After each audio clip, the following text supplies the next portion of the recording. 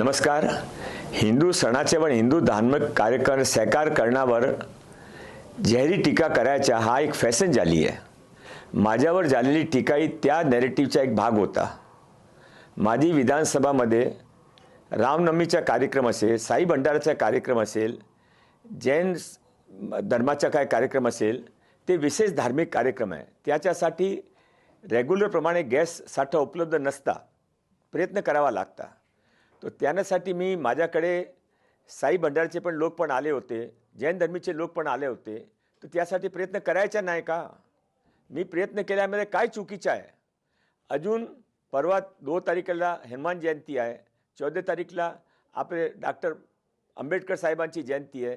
तो त्यासाठी विशेष कार्यक्रम, धार्मिक कार्यक्रमामध्ये मला प्रयत्न करावा लागणारच आहे ना. माझी विधानसभाचे आमदार म्हणून माझी रेस्पॉन्सिबिलिटी आहे.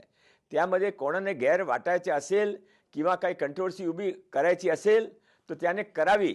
मी माझी रेस्पॉन्सिबिलिटी भागणार नाही. मी माझी रेस्पॉन्सिबिलिटी माझ्या वोटराचे प्रति पूर्ण करणार आहे.